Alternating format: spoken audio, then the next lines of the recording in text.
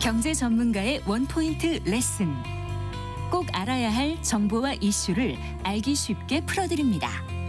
대한민국 경제 고수와 함께 투자의 맥을 짚는 KBS 일라디오 경제쇼. 진행의 성기영 아나운서입니다.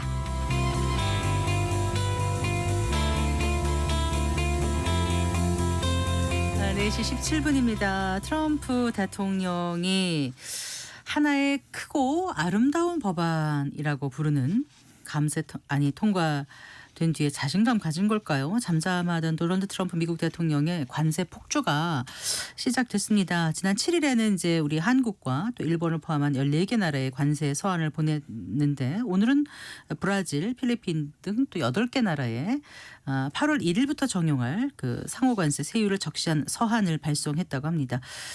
자, 앞으로 트럼프 관세가 시장에 어떤 변수가 될지 또 8월 1일까지 좀 시간이 남아 있습니다만은 우리나라는 어떻게 미국과 관세 협상을 가져가야 할지 살펴보겠습니다. 홍춘욱 프리즘 투자자문 대표 스튜디오에 모셨습니다. 반갑습니다. 네, 안녕하세요. 더운데 오시느라고 애쓰셨습니다.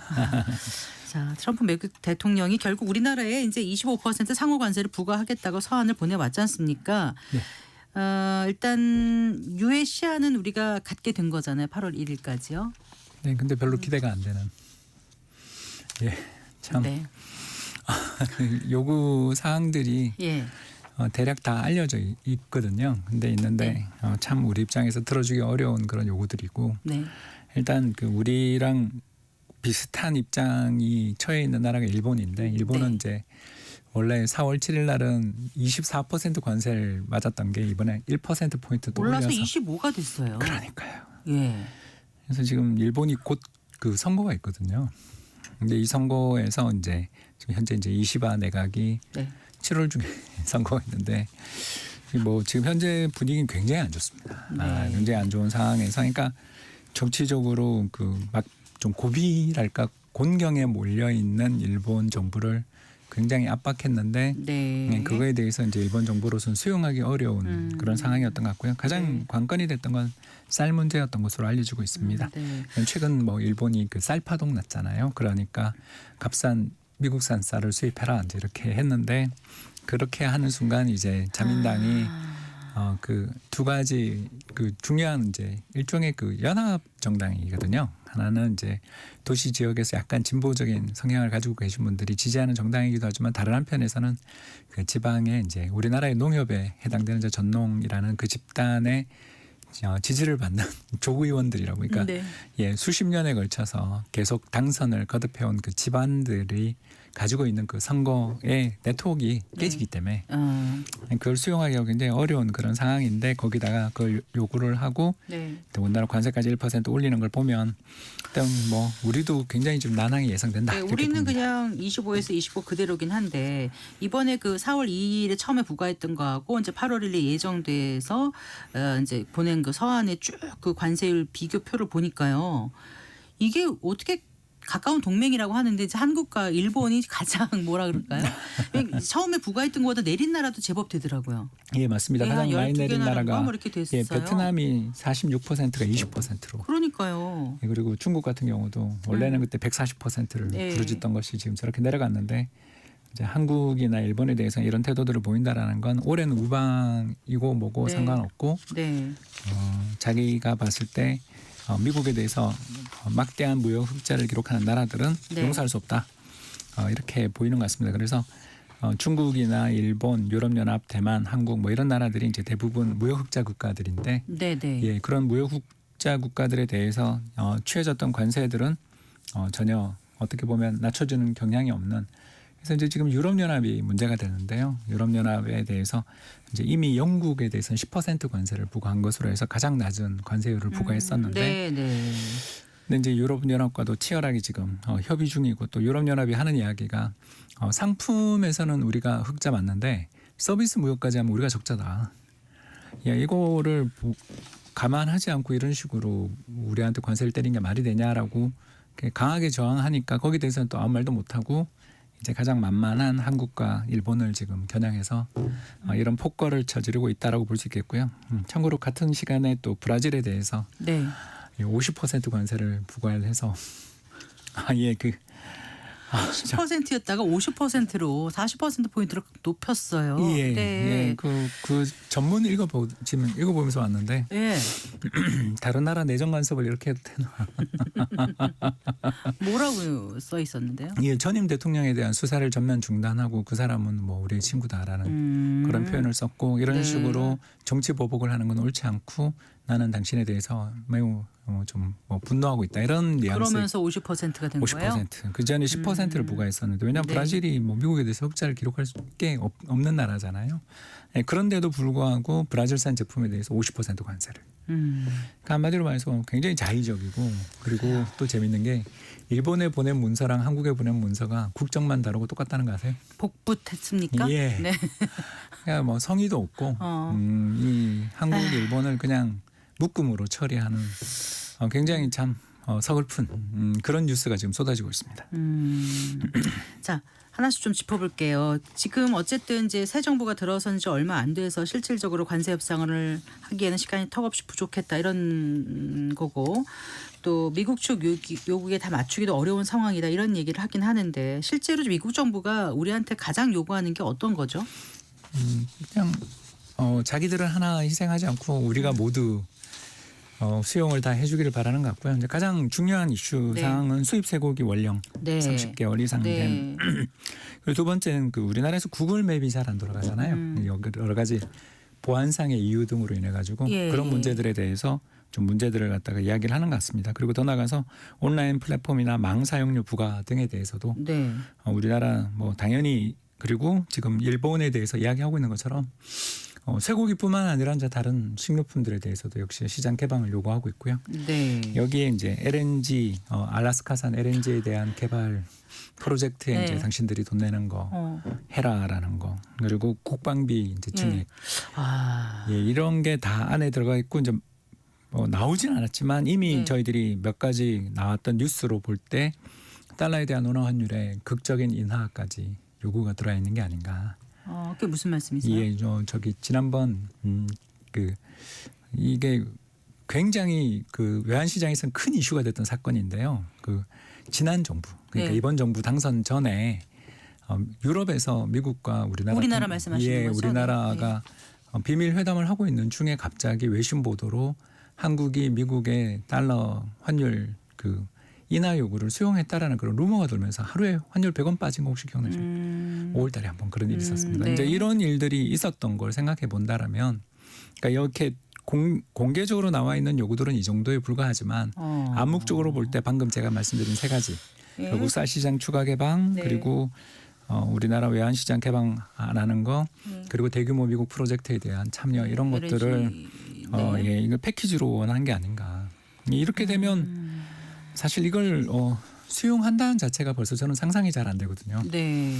왜 그러냐면 일단 우리가 뭐 미국에 투자를 안 한 나라도 아니고 1년에 300억 달러 이상 투자하고 있거든요. 네. 직접 투자만.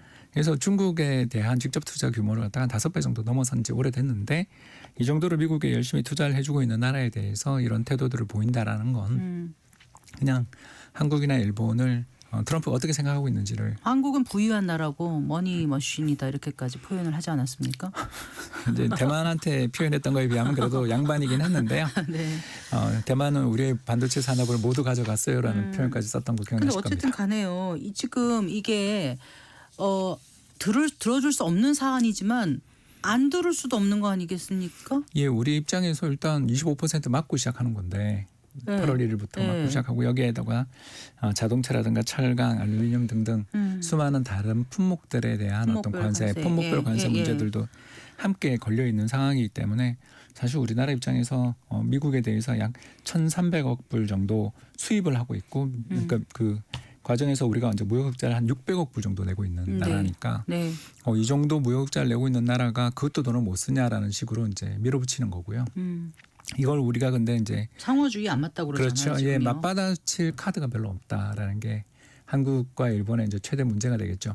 유럽이라든가 캐나다라든가 멕시코 같은 경우는 맞보복을 다 하지 않습니까? 네. 그리고 협상도 진행되는 게 보이지만 한국이나 일본은 협상 과정에 대한 일체 이야기도 없이 이렇게 나왔다라는 건 굉장히 우리 입장에서는 뭐 받아칠 카드도 없고 그리고 더 나가서 어떤 협상을 하는 과정에서 어떤 이렇게 뭐랄까 일방적인 통보만 받았다라는 게 예. 일전 좀 그런 느낌입니다. 그런데 시장에 지금 우리 금융시장 움직이나 이런 거 보면은 이 걱정을 그렇게 많이 안 했던 것 같아요. 요 며칠 새 보면은요. 예, 저도 틀렸습니다. 아 그러셨어요. 예, 저도 미국의 그 트럼프 대통령이 안 깎아줄 것 같은 분위기가 자꾸 들어서 네. 그게 좀 시장의 리스크다. 그러면 시장이 한번 한 차례 3,000포인트 밑에도 갈 수 있지 않냐. 출렁. 좀 출렁거리지 않겠나. 그렇게 생각을 했었는데 오히려 지금 오늘 연중 최고치를 뚫었으니까요. 그러니까 이런 거 보면 우리나라 금융시장의 참가자들이 일단 네. 탔고 네. 그러니까 다시 말해서 트럼프 대통령은 항상 크게 한번 하고 대포를 하고. 쏘지만 그 뒤에는 항복하는 또는 후퇴하는 사람이기 때문에 그 베트남이나 중국에게 했던 것처럼 다른 나라에 대해서도 다 후퇴할 것이다라는 그런 기대들을 가지고 사실 이 사안을 본 게 아닌가. 즉 다시 말해서 늑대의 소년이 된 거죠. 양치기 목동골이 된 거죠. 그래서 이렇게 지금 우리 증시가 너무 좀 낙관주의가 많이 퍼졌던 예, 저도 건가요? 사실 그게 좀 걱정입니다. 네. 예, 일단 오늘은 그동안 팔던 연금까지 또 적극적인 매수세 가담하는 등 시장 전체에서 수급의 주체들이 대부분 네. 사자세에 나설 정도로 굉장히 시장이 분위기가 좋고 특히 네.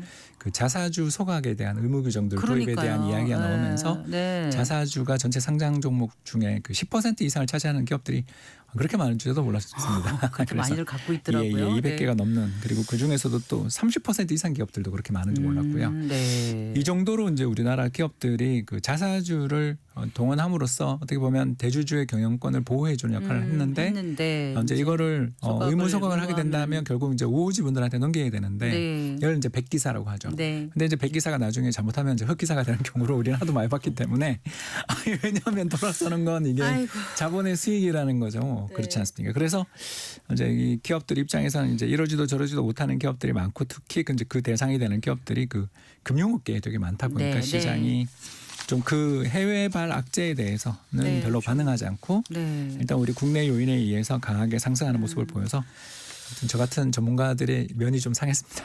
8월 1일이 더 연장되지는 않을까요? 가능성이 있습니다. 근데 이게 계속 가능성 있게 연료금 확정이 돼야 뭐든 예, 근데 이 되는데 이게 기업들이 참 어려울 것 같아요. 예, 일단 제가 들었던 그 기업체 분들하고 제가 수출 기업들하고 이야기를 했는데 네. 일단 나중에 돌려받을 셈 치고 그냥 낸다고. 그래서 엄청나게 미국의 관세 수입이 3월달 대비 4월, 5월이 3배 늘었다고 그러더라고요. 네. 들으셨나요? 이거? 네, 네. 예, 그 정도로 늘어난 이유가 그 미국 관세사들도 모른대요. 정확한 이 국가에 대한 관세를 얼마를 부과해야 될지 모르니 네. 일단 받는데요. 받고 나중에 정산해 줄게로 네. 하는 모양입니다. 그러니 이제 미국의 소매 판매가 2달 연속 감소하는 충격들을 받는데 이제 미국도 그렇고 우리도 그렇고 이렇게 안 좋은 지표들은 나왔음에도 미국은 이제 연준이 7월은 몰라도 9월에는 금리를 인하해 줄 거야 이러고 이제 가는 거고 한국은 이번에 또 치킨 어웨이 하실 거야. 예, 타코라는 타코. 별명이 굉장히 이제 치욕적인 별명인데 이제 그걸 하면서 트럼프 대통령이 또 후퇴할 거야라고 기대를 하는 게 아이고. 일단 날짜가 너무 촉박해요. 너무 촉박해요. 촉박하고 임박해가지고 우리 정부 당국자가 가긴 하는데 지금 거기서 뭐 하고 있습니까? 그게 좀 소식이 없지 않습니까? 그러니까요. 예, 그러니까 그 이런 며칠 남겨두고 가서 보도는 되는데 좀 물리적으로 시간이 제약이 있고 좀 보자 했는데 그럼 그 후속에 지금 계속 하는지 아닌지 저희는 잘 몰라서 궁금합니다. 그렇습니다. 그래서 실제로 뭐 예. 이제 그 특파원가 계시는 분들이나 이런 분들하고 저도 자꾸 연락을 취해 보는데 네, 그분들 네. 말씀으로도 네. 줄을 서 있대요. 그 미국의 스태프들이 예. 업무에 지금 치여서 하기 안 그렇겠어요. 예, 100나라, 원래면 이제 좀 예. 있으면 휴가 시즌인데 난리 났죠. 예, 100개 정도 되는 나라를 관세를 때려놓은 상황에서 상호 합의돼서 지금 현실적으로 합의된 나라는 3나라밖에 없는 영국 네. 그리고 중국, 베트남. 세상에 근데 네. 중국, 베트남은 합의했는데 네. 한국, 일본한테 이런 대접을 한다라는 거에 이제 사람들이 엄청 섭섭해하는 거고요. 네. 여기 이제 또 문제가 품목별 관세 이야기를 하면서 또 구리를 터뜨렸지 않습니까? 네, 그래서 구리가 지금 구리값이 뭐 폭등하고. 얼마에 몇 퍼센트요? 도대체? 근데 이게 그 구리값이 이렇게 오르게 되면 예. 사실 전기차가 구리 덩어리거든요. 그렇지 않습니까? 우리 고속철도나 네. 전기차 그리고 가전제품 다 구리 덩어리인데 이걸 어떻게 하려고 저렇게 그래서 지금 그 런던 시장하고 미국 시장 사이에 네. 관세 50% 이야기가 나오기 전부터 벌써 가격 차이가 한 20% 이상 났는데 더 그렇군요. 나고 있는 네. 그러니까 시장에서 거래도 잘 안 되고 그런 모양입니다. 예. 이렇게 되니 뭐 금융시장의 참가자들이 뭐 금리 인하만 믿고 가고 파월 의장만 믿고 간다라는 분위기인 거지 이게 미래 경제에 대한 전망이 사실은 되게 불확실한 그런 여건입니다.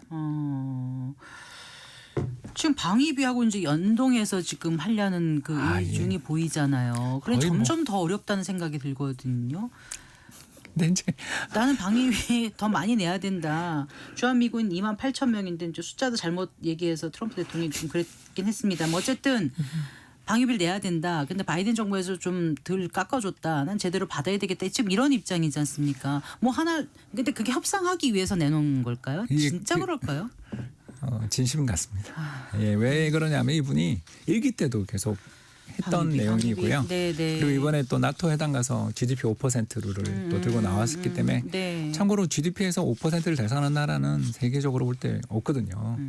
그래서 우리나라나 폴란드 같은 나라들, 그러니까 어떻게 보면 이제 가장 좀 저희들끼리 이야기하지만 이제 전선에 서 있는 나라들조차도 3% 사실 전후에 미만이 우리도 그보다 밑에 있고요. 네. 근데 이제 이걸 올리면서 그 돈을 자기들한테 달라라는 거죠. 이렇게 이제 되는 거고요. 그래서 유럽 같은 경우는 이 방위비 부담을 하기 위해서 유럽 중앙은행이랑 유럽 의회에서 돈을 지원해 준 각 국가에 돈을 빌려주기까지 지금 하면서 네. 숫자를 채우려고 하는 와중이기 때문에 일단 우리나라 입장에서는 네. 아까 방금 말씀하신 것처럼 방위비 부담 문제들은 정말 이게 적어도 이 협상 테이블 안에 확실히 올라와 있는 게 아닌가라는 네. 걱정을 하게 되는 것 같습니다. 전기차가 이제 구리덩어리라는 표현까지 하셨는데 야. 지금 이번에 감세안이 통과되지 않습니까? 네. 전기차 구매해주었던 그 세액공제가 폐지되는 거 아니에요? 예. 그러면 어떻게 되는 거예요? 이 우리나라 그 전기차 자동차 산업의 피해가 클 수밖에 없습니다. 일단 이번에 또 세단용 전기차들도 양산에 나서면서 굉장히 지금 공격적인 라인업을 만들고 네, 있는 중인데 네. 그럼 뭐 현대차 같은 경우는 미국으로 생산기지 이전하고 그 수밖에 없죠. 그래서 네. 제가 아까 연 300억 불 정도의 2023년 통계가 300억 불 정도를 나가고 있거든요. 우리나라 기업들이 해외 미국에 직접 투자만 300억 불 정도를 하고 있습니다. 네. 이 흐름들 자체가 계속적으로 갈 수밖에 없고요. 실제로 지금 현대차 그룹 같은 경우는 2028년까지 30조 추가 투자하겠다라는 이야기까지 나올 했는데 정도. 보전금은 또 빼앗기는 격이 되는 그렇습니다. 건가요? 예, 그런데 그러면서 어떻게 또 믿고 또 그러면서 또 포드 전기차 공장에 대해서는 이게 네. 중국 기술인데 또 이거는 또 보조금 지급해주기로 결정하고 아까 제가 잠깐 브라질 이야기했습니다만 와 이게 이제 너무 자신의 친소 관계라든가 또는 어떤 이해관계에 맞춰서 이렇게 일일이 다 협상이 다 예측이 불가능한 방향으로 네. 이루어지다 보니 네. 아까 제가 말씀드린 것처럼 8월 초에 연장했다 그러지만 이게 또 추가 연장될 가능성이 있지 않냐라고 생각하는 게 금융시장 참가자들의 기대 같습니다. 트럼프 일기 행정부 때 이제 관세 예고를 하고 하다가 실제로 부과돼서 한 건 한 1년 정도 지나서 했지 않았나요? 그렇습니다. 그 당시요? 2018년에 했습니다. 네, 근데 지금은 좀 빨리 올 것 같나요? 어떻습니까? 그렇습니다. 이게 네. 그때는 트럼프 대통령이 기본적으로 그 행정부를 장악하지 못한 상태에서 출범을 했던 거고요. 왜냐하면 트럼프 대통령이 당선될 거라고 아무도 생각을 못했기 때문에 유력한 분들 그리고 그 참모 스태프들도 전부 다 완전히 그 스태프들이 꼬여서 그 쉽게 얘기해서 회사를 그만두고 와야 되는데 그만두지도 못한 사람들도 있었고 또 왔다가 돌아가신 분들까지 꽤 많았잖아요. 네. 네, 그런데 비해서 이번에는 이제 미국의 그 보수주의적인 어떤 연구소들 중심으로 해서 미리 미니 스태프들을 미리 캐비넷을 다 꾸렸다고 저희들이 이야기하는데요. 네. 근데 그걸 꾸려서 시작을 했기 때문에 추진력 자체는 그때보다 훨씬 강하다. 그러나 아까 말씀드린 것처럼 너무나 많은 국가들에 대해서 일률적으로 이렇게 관세를 때리다 보니까 네. 협상을 담당할 수 있는 공무원들도 이번에 네. 또 닫지 하면서 공무원 해고도 많이 했기 때문에 네. 이런 요인들로 인해 가지고 일단 그 통보를 하고 그 다음에 세부적으로 수정하는 방향으로 지금 계속 가다 보니까 네. 저는 뭐 한 가지 기대라면 일단 8월 1일에 시행될 가능성은 굉장히 낮지 않냐. 이렇게 행정적으로도 처리하기가 너무나 어렵고 네. 주변 국가들하고의 협상도 잘 안 되고 있는 중이다. 네. 그래서 뭐 일본이나 유럽 연합 같은 지금 현재 협상이 진행 중인 나라와 네. 연대를 좀 잘하는 게 우리의 유일한 희망이 아닌가 생각하고 있습니다. 그래요. 같은 네. 입장에 처해 있는 곤란한 처지에 있는 나라들이 네. 다 비슷한데 이제 또 지금 약간 문제가 7월 말에 일본 선거가 있어요. 그러니까 일본 국내적으로 힘든 상황이라서. 그래서 이제 네. 유럽에게 좀 우리는 지금까지는 일단 일본이 하는 걸 보고 따라가자 쪽이었다라면 유럽하고는 어떻게 얘기를 할 수 있는 건데? 일단 그쪽에서는 유럽은 가지고 있는 힘이 우리나라보다 훨씬 더 많은 게 그 서비스 관련돼서는 어마어마한 적자를 네. 기록하니까 이제 네. 그거 관련돼 있는 뭐 당장 그 조세 회피처들이 유럽에 엄청 이용을 많이 하고 실제로 그 관련된 소송도 되게 많지 않습니까? 네.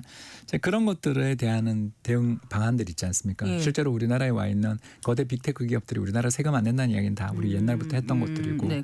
이제 이런 식의 지렛대들을 좀 써볼 수는 있겠습니다만 이제 그런 아이디어도 떠올릴 수 있겠습니다만 참 우리가 그게 준비가 돼 있는가? 우리도 지금 막 대통령 출범한 지 한 달도 안 됐는데 한 달 지났군요. 한 달 지났는데 네. 예, 이런 사태를 맞이해서 정말 참 장관도 제대로 된 주무장관도 없는 상황이라서 네. 일단 어떻게든 우방국들에게 좀 협의를 해서 네. 함께 연대하는 게 최선이 아닌가라는 생각을 하게 되는 것 같습니다. 네, 정말 쉽지 않은 지금 협상이 기다리고 있는데, 자 이제 이 개인 투자자들 입장, 개인 입장에서는 네 어떻게 접근을 해야 될지 이렇게 내로라 하는 전문가들의 전망도 지금 틀리는 마당에 일반 개인들은 도대체 어떻게 움직여야 될지 고민이 커요. 예. 예, 무조건 낙관주의로 가기도 어렵고 코스피 5천이 지금 당장 실현되는 것도 아니고 또 이런 장 속에서도 철저히 소외된 종목을 오랫동안 들고 있으면서 어떻게 해야 될지 주저하는 분들도 꽤 계시고 하거든요. 네, 어떻게 해야 예, 될지. 저는 뭐 리밸런싱 했습니다. 어떻게 리밸런싱을 예, 해요? 국내 예. 주식 뭐 비중이 좀 많이 올라왔지 않습니까? 네. 왜냐하면 2달 만에 900포인트 올랐으니까.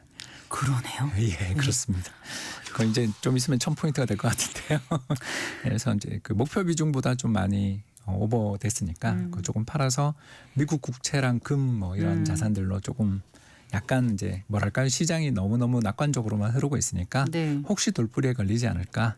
또 8월 1일까지 아직 시간 얼마 남지는 않았습니다만 네. 또 안 좋은 뉴스가 브라질처럼 들려오는 건 아닌가. 이런 측면에서 좀 약간 보험 삼아 그런 자산도 관심을 좀 가지시는 게 좋을 것 같습니다. 근데 우리 국민들이 보면 한 번 갈 때 무섭게 가거든요. 그렇습니다. 네. 스스로 어디서 제동을 걸어야 될지 잘 판단하는 게 그게 좋은 전략일 것 같기도 하고요. 그렇습니다. 네, 말씀 잘 들었습니다. 고맙습니다. 감사합니다. 네, 홍초는 프리즘 투자자문 대표와 함께했습니다.